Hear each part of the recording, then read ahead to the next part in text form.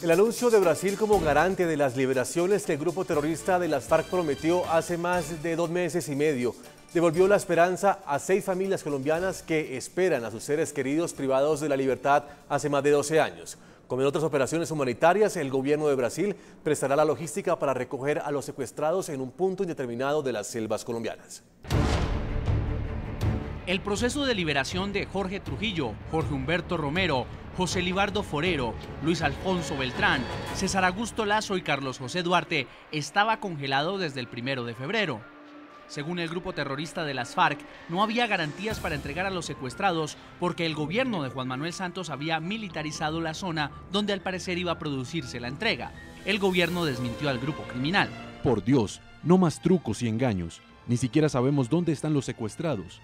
No han entregado las coordenadas, libérenlos ya. 15 días después de la decisión de las FARC, finalmente el gobierno colombiano autorizó a Brasil para participar en el operativo humanitario. El gobierno de Colombia está listo para trabajar con CICR y el gobierno de Brasil en la estructuración del protocolo que conduzca de manera pronta, por supuesto, a que estos secuestrados vuelvan al seno de sus familias. La destituida senadora Piedad Córdoba indicó en cuánto tiempo podría darse la liberación. Es muy arriesgado aproximar tiempos o fechas, pero yo creo que esto aproximadamente un mes y medio a partir de este momento. Según los cálculos de Córdoba, las liberaciones tendrían lugar entre marzo y abril.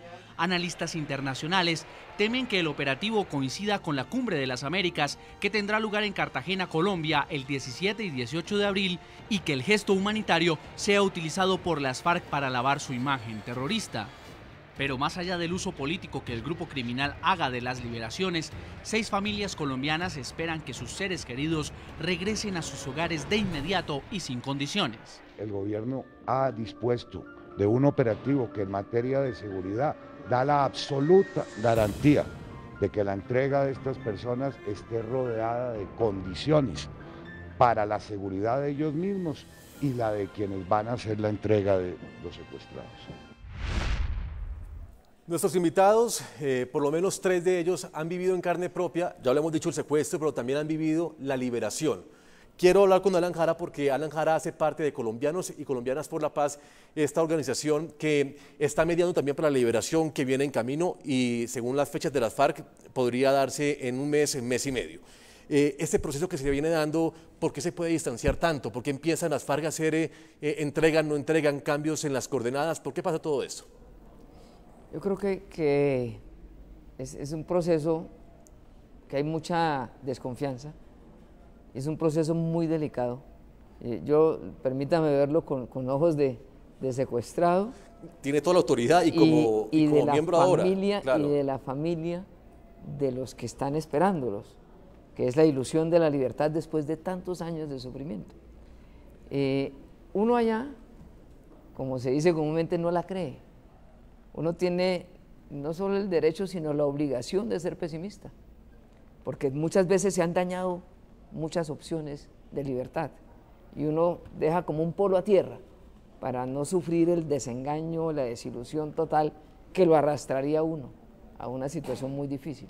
Entonces uno hasta que no se sube en el helicóptero realmente no. Y perdóneme, lo interrumpo, Alan, porque sí, en su proceso de liberación, justo igual, 2 días antes, sí, a usted le informaron que se cayó, o sea, que, sí, que no le iban a liberar. Sí. Y me imagino que ese castillo de naipes construido todos los años de secuestro para la liberación se desboronó. No, pues imagínese, yo llevaba 7 años y 7 meses de cautiverio y me habían sacado de la jaula donde estaba con mi general Mendieta, precisamente, con Murillo, con Donato y con el sargento Delgado, y me habían durante 7 semanas llevado por la selva, agotado, enfermo, con paludismo, con leishmaniasis, parecer también una hepatitis, y llega y de un momento a otro me dicen, no hay más proceso. Uy, es como que le dieran a uno un mazazo. Solamente, como dice Elsa, la fe en Dios le permite a uno seguir de pie. Pero igual acá la familia de uno, mi esposa, mi hijo tenía 7 añitos cuando a mí me secuestraron, ya hoy tiene 18. Y que se haya dañado eso por un instante fue terrible. Gracias a Dios, un milagro de mi Dios, eso se recompuso y finalmente con la intermediación de Brasil y del grupo de colombianas y colombianos, pues se dio esa liberación y fue un momento muy especial porque por esas cosas de la vida llegué a Villavicencio, a mi ciudad. A su tierra. A mi tierra. Y entonces la emoción fue doble.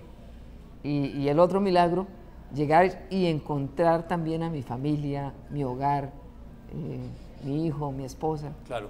Fue tan especial. Permítame, vamos con el general Mendieta. General Mendieta, su liberación fue un poco más complicada porque fue un operativo militar donde hubo disparos de por medio, a diferencia de lo que pasó en la Operación Jaque. Pero las fuerzas militares llegaron a ese punto de la selva colombiana y lo rescataron a usted junto con otros miembros de la Fuerza Pública de Colombia. Esos procesos de liberación, ¿usted alguna vez pensó que las FARC lo iban a dejar libre a usted, siendo uno de los grandes secuestrados por ellos? No, incluso el Mono Jojoy en ese tiempo lo manifestó, que yo sería el último en salir liberado. Por lo tanto, mi creencia siempre fue en Dios, en la Virgen, porque pienso que no dependía de la voluntad de los seres humanos mi libertad, sino que dependía del Todopoderoso.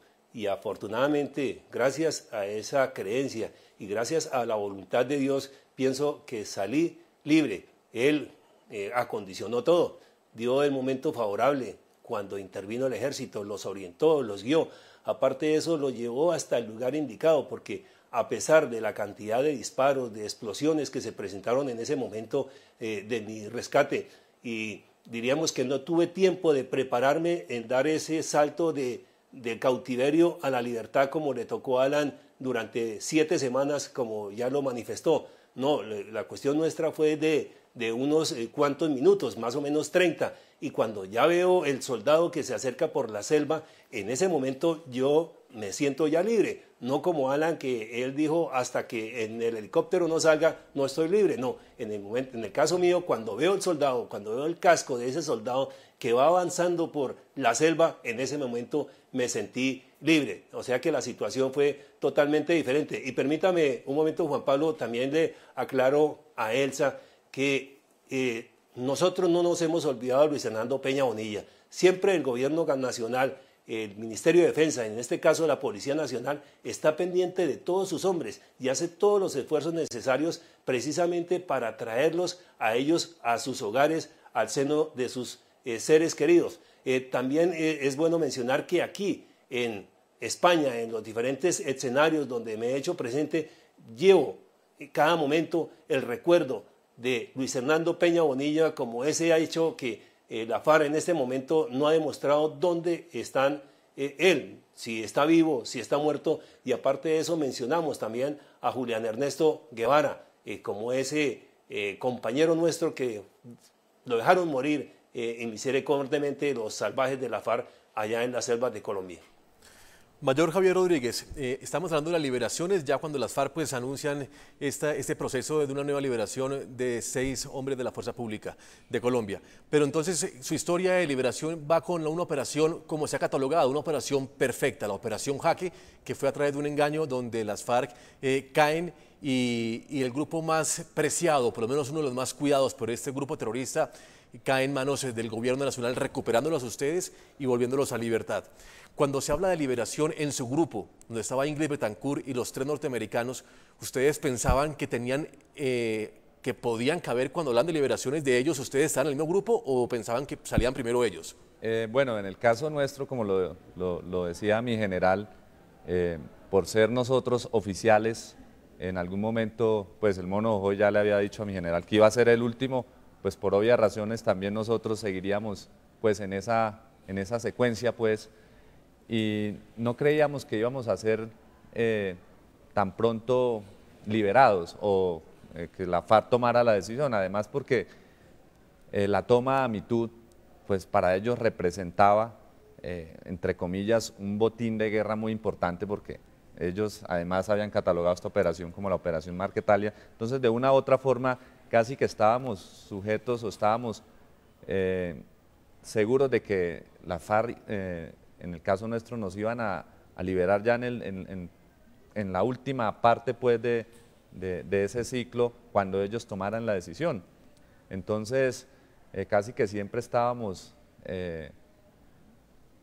pegados a Dios, como lo dice mi general, a Dios y esperando pues que se mostrara ese camino para nuestra liberación y como fue y como se hizo, pues creo que también fue obra de Dios y no hay otra explicación, ¿no? Sí. Más.